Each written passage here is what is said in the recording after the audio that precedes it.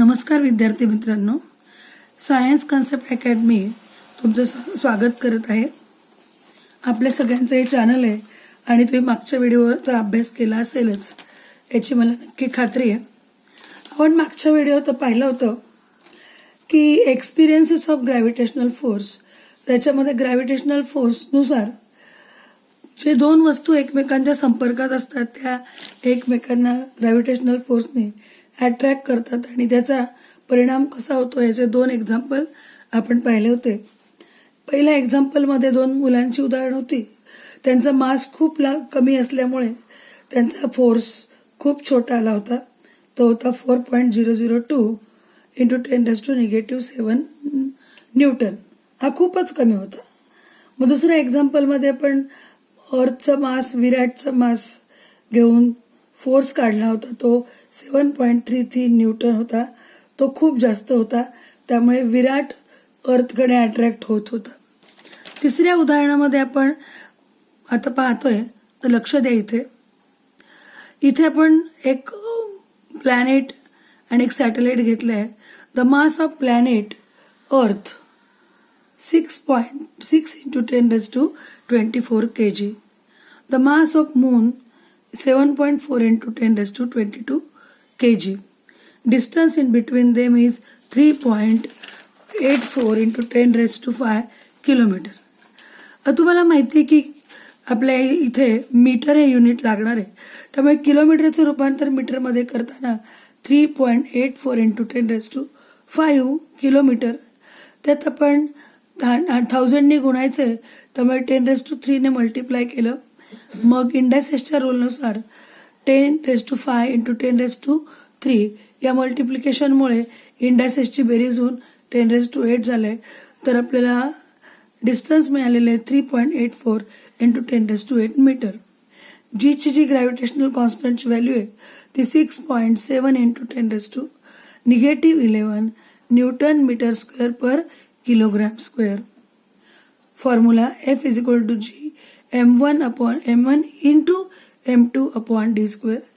या सगळ्या व्हॅल्यू इथे मी पुट केल्या आहेत वरती दिलेल्या, आणि त्याचं कॅल्क्युलेशन झाल्यावर त्याचं उत्तर आलेलं आहे 2.01 इंटू 10⁻20 न्यूटन. एवढा फोर्स ते एक्झर्ट करते अर्थ मूनवर. आणि याचा अर्थ असा होतो की जितकं मास जास्त येतं तितकं त्यांचा फोर्स जास्त येत असतो. त्यांच्या डिस्टन्सचा परिणाम काय होतो ते आपण पुढे बघणारच आहोत.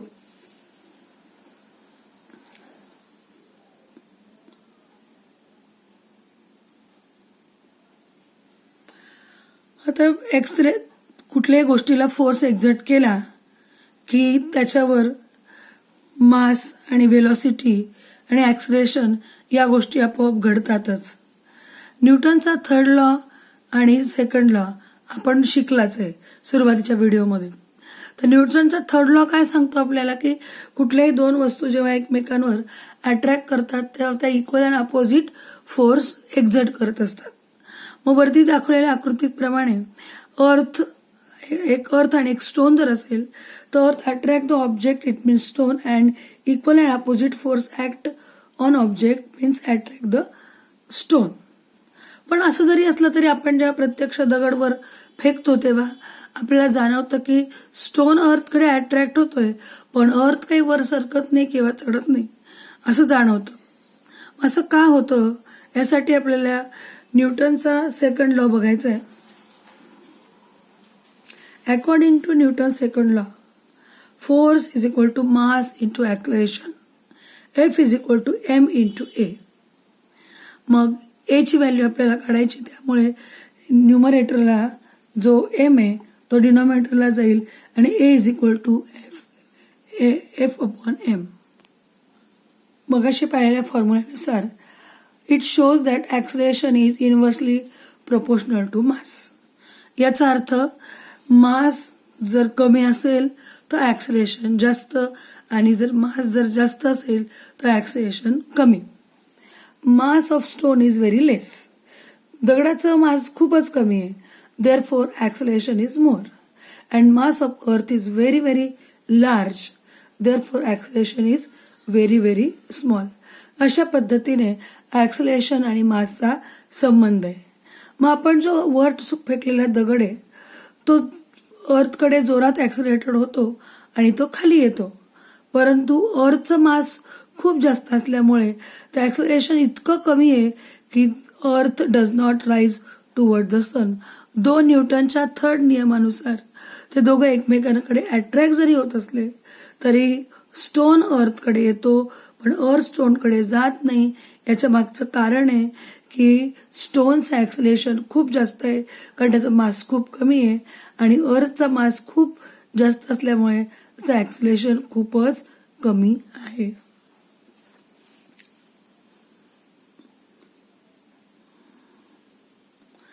आता इथे फिगरमध्ये बघा,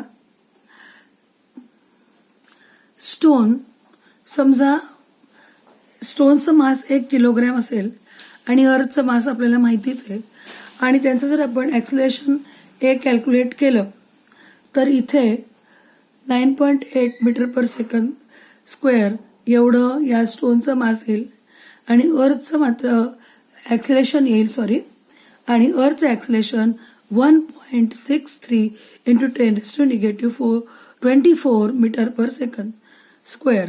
आता मला सांगा सेकंद स्क्वेअर. मग आता मला सांगा तुम्ही की इथे ॲक्सिलेशन किती जास्त आहे आणि हे त्या मानाने खूपच कमी आहे. त्यामुळे स्टोन अर्थकडे येतोय पण अर्थ स्टोनकडे राईज होत नाही. आता आपल्या पुस्तकात आपण एक एक्झाम्पल पाहिलं होतं मागच्या पेजवर. त्याच्यामध्ये फोर्स एक्झर्टेड बाय महेंद्र हे काढलं होतं. ते 4.022002 इंटू 10⁻⁻⁷ न्यूटन. त्याचं मास 75 kg होतं. त्याचं जर ॲक्सिलेशन आपण काढलं F/a या फॉर्म्युलेने तर A = F/m तर 4.002 इंटू 10⁻⁷ त्याचं उत्तर येतं 5.34 into 10⁻⁹ metre per second square. आता हे ॲक्च्युअली जे ॲक्सिलेशन आहे ते खूप कमी आहे आणि तो जे बसलेला आहे बेंचवर ते दोघंही, तर बेंचला फ्रिक्शन आहेत आणि आपण जर असा विचार केला की तिथे कुठलंही फ्रिक्शन काम करत नाहीये, तो बेंच फ्रिक्शनलेस असेल तर आणि तरच आपल्याला असं इमॅजिन करता येईल की महेंद्र आणि विराट एकमेकांकडे अट्रॅक्ट करत आहेत. If the bench of the Mahendra on which he has sat is frictionless then what happen आपण पुढे बघणार आहोत. आणि त्यात महत्वाची कंडिशन आहे की बेंच हा फ्रिक्शनलेस आहे. मग त्याची व्हेलॉसिटी ॲक्सिलेशन एवढं आहे तर व्हेलॉसिटी किती येईल ते बघू. न्यूटनच्या पहिल्या नियमानुसार आपण हे 9वीला शिकलेले फॉर्म्युले आहेत. V = U + AT. मग U ऑलवेज 0 आहे तिथे इनिशियल व्हेलॉसिटी. त्यानुसार मग H व्हॅल्यू 5.34 इंटू 10⁻⁹. T ची व्हॅल्यू 1 आहे कारण 1 सेकंद आपल्याला पाहायचं आहे आणि त्याचा गुणाकार परत तेच आलेला आहे. ही त्याची व्हेलॉसिटी मीटर पर सेकंद आलेली आहे. आता ही जी व्हेलॉसिटी आहे ती खूप व्हेरी व्हेरी व्हेरी स्मॉल आहे पण इथे ॲक्सिलेशन होत आहे याचा अर्थ चेंज इन स्पीड होणार आहे आणि it will increase with time because of the acceleration. ॲक्सिलेशनचं डेफिनेशन तुम्हाला माहिती आहे. Acceleration it means the change in velocity. मग व्हेलॉसिटी जर वाढत गेली तर महेंद्र हा विराटकडे मूव्ह होईल. हे केव्हा शक्य आहे जर तो बेंच फ्रिक्शनलेस असेल तर. आता आपल्याला एक आणखी वेगळं उदाहरण दिलंय त्यात जो यूज युअर ब्रेन पॉवरमध्ये मी ते पूर्ण सोडवून दिलं नाही कारण त्याचे जे कॅल्क्युलेशन आहे ते असं करता येत नाही, त्याला म्हणजे लॉग टेबलचा वापर करावा लागतो. तर ॲक्सिलेशन 5.34 इंटू 10⁻⁹ मीटर पर सेकंद आहे आणि जे एस हे डिस्टन्स 1 सेंटीमीटर आहे आणि आपल्याला सेंटीमीटरचं रूपांतर मीटरमध्ये केल्यावर ते 0.01 मीटर येत आहे. न्यूटनचा जो थर्ड लॉ आहे S = UT + 1/2 AT². U 0 असल्यामुळे S = 1/2 AT². Distance S 0.01 metre आहे. 1/2 एची व्हॅल्यू दिलेलीच आहे इंटू टी स्क्वेअर. हे सगळं इकडे पाठवल्यावर आपल्याला टी स्क्वेअरची व्हॅल्यू मिळेल आणि त्या टी स्क्वेअर म्हणजे या वेळेत ते किती पुढे सरकेल एवढं अंतर ते आपल्याला कळेल.